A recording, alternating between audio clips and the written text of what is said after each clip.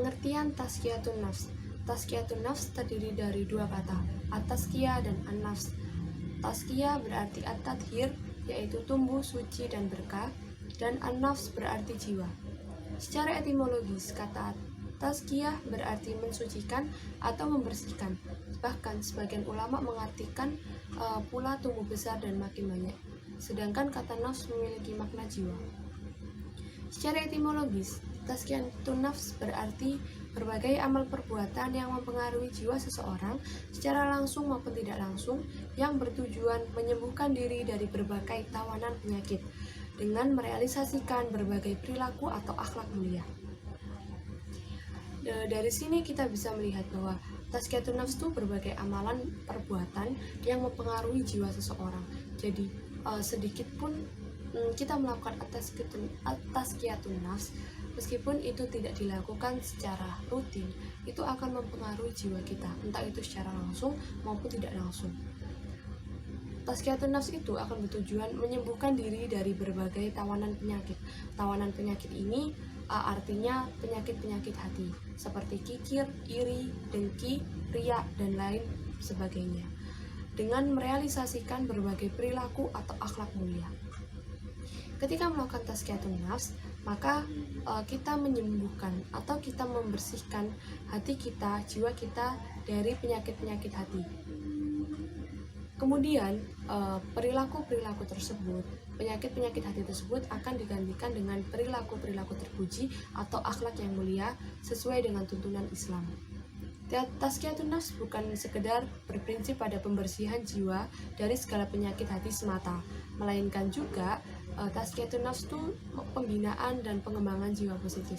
Jadi meskipun pengertian dari tazkiyatun nafs itu adalah pembersihan hati dari segala macam penyakit hati, melainkan juga tazkiyatun nafs itu melakukan pembinaan dan pengembangan jiwa positif. Artinya pembinaan ini adalah orang-orang yang ingin melakukan tazkiyatun nafs akan dituntun, akan dibantu untuk mencapai tujuannya, yaitu membersihkan dirinya, membersihkan hatinya dari penyakit-penyakit hati dan pengembangan jiwa positif. Nah, pengembangan jiwa positif ini artinya seorang yang bertazkiyatun nafs itu ingin menggantikan perilaku buruk atau penyakit-penyakit hati itu dengan akhlak mulia atau perilaku terpuji sesuai dengan tuntunan ajaran Islam. Tujuan tazkiyatun nafs. Yang pertama adalah tazkiyatun nafs memiliki pengaruh yang besar dalam membentuk jiwa yang mulia. Jiwa yang mulia ini artinya jiwa yang sehat, jiwa yang terbebas dari segala macam penyakit, entah itu penyakit hati, penyakit kejiwaan, atau penyakit fisik. Mengapa tazkiyatun nafs ini memiliki pengaruh yang besar? Karena pengertian dari tazkiyatun nafs sendiri adalah pembersihan hati. Nah, berawal dari pembersihan hati itu, maka seorang manusia atau seorang muslim dapat membentuk jiwa yang mulia atau jiwa yang sehat ketika hatinya itu bersih dari segala macam penyakit atau bentuk-bentuk kemaksiatan yang telah dilakukan. Kemudian yang kedua adalah memurnikan dan membentuk diri. Memurnikan diri ini artinya membersihkan diri dari segala macam penyakit hati atau kotoran-kotoran hati berupa kemaksiatan-kemaksiatan atau suatu hal yang tidak disukai oleh Allah Subhanahu wa taala. Membentuk diri ini artinya membentuk diri ke dalam suatu hal yang jauh lebih positif, membentuk diri kita untuk jauh lebih dekat dengan Allah Subhanahu wa taala dan dari segala bentuk kemaksiatan-kemaksiatan atau menghindari penyakit hati. Kemudian yang ketiga adalah menurut pandangan Said Hawa, tujuan tazkiyatun nafs adalah hamba dapat berkomunikasi kepada Allah Subhanahu wa taala dan mampu menghindarkan diri dari beberapa bahaya penyakit hati seperti gangguan stres, emosi meninggi, sombong, kikir, maupun terhindar dari pengaruh setan sekalipun. Nah, menurut Said Hawa ini, nyata tujuan tazkiyatun nafs itu adalah agar hamba dapat berkomunikasi kepada Allah Subhanahu wa taala. Berkomunikasi ini bisa dengan ibadah-ibadah yang dilakukan oleh seorang muslim, entah itu ibadah wajib atau ibadah sunnah. dan mampu menghindarkan diri dari beberapa bahaya penyakit hati, seperti gangguan stres, emosi meninggi, sombong, kikir, maupun terhindar dari pengaruh setan sekalipun. Tazkiyatun nafs dapat membentuk pribadi yang bersih dari gangguan jiwa. Kesehatan mental juga dapat mengantarkan seseorang menuju kebahagiaan dunia dan akhirat. Membentuk pribadi yang bersih dari gangguan jiwa.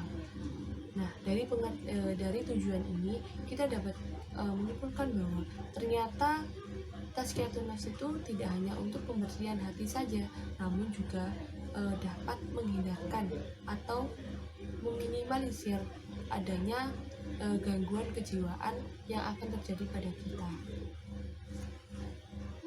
Tazkiyatun nafs. Yang pertama ada Imam Al-Ghazali.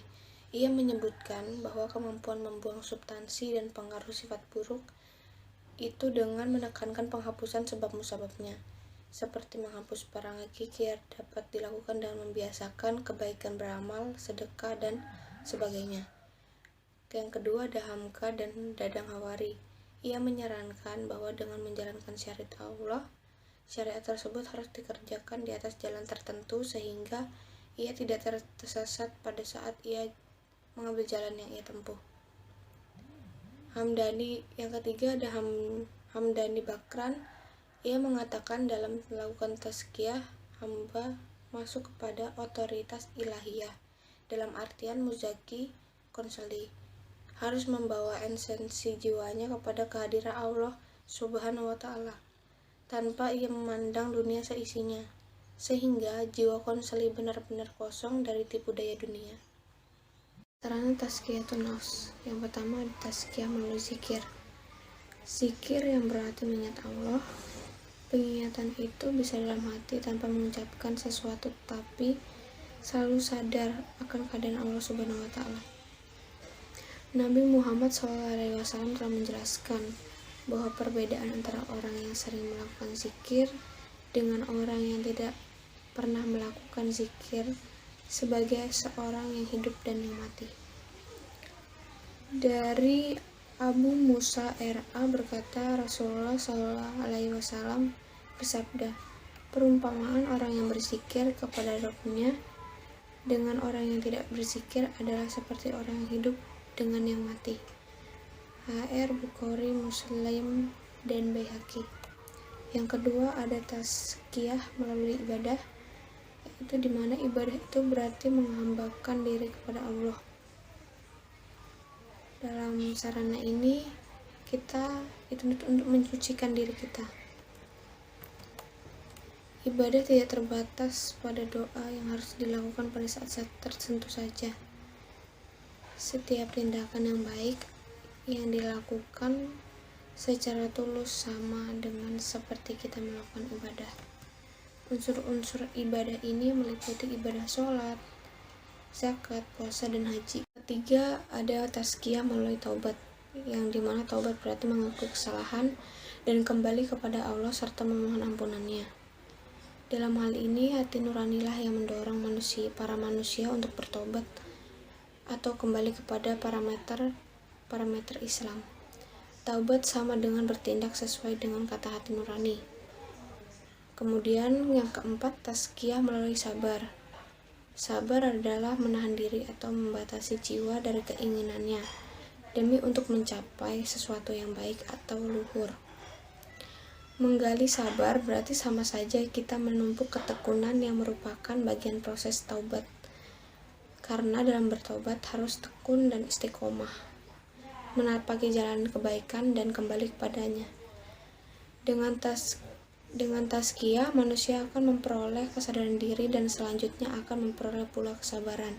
Melalui musabah. Musabah berarti introspeksi diri atau mawas diri, yaitu peninjauan atau koreksi terhadap diri sendiri, seperti contohnya perbuatan, sikap, kelemahan, kesalahan, dan sebagainya. Nabi Muhammad SAW berkata bahwa orang yang bijaksana adalah orang yang selalu mengkritik dirinya sendiri dan berusaha mendapatkan kebaikan di akhirat. Yang keenam, tazkiyah melalui doa. Doa merupakan suatu permohonan atau permintaan yang bersifat baik kepada Allah Subhanahu wa Ta'ala. Doa ini adalah petunjuk kepada Allah dalam setiap tindakan dan perbuatan kita. Khursyid Ahmad mengatakan bahwa doa adalah cerminan seluruh keinginan dan ambisi kita. Skala prioritasnya seseorang dalam kehidupannya tercermin dalam doa. Penjelasan tazkiyatun nafs di dalam Al-Quran. Di dalam Al-Quran telah disebutkan beberapa kata tazkiyah atau penyucian. Namun, ternyata tazkiyah ini lebih dititik beratkan pada tazkiyatun nafs. Menurut Ahmad Mubarak, tazkiyatun nafs atau penyucian jiwa dapat dilakukan melalui perbuatan yang telah diisyaratkan dalam Al-Quran. Nah, di sini telah dicantumkan 4 perbuatan itu. Yang pertama, pengeluaran infak harta benda yang tercantum di dalam Quran Surat Al-Lail, surat ke-92 ayat 18. Perbuatan yang kedua, takut adab Allah dan menjalankan ibadah sholat, tercantum dalam Quran Surat Fatir, surat ke-35 ayat 18.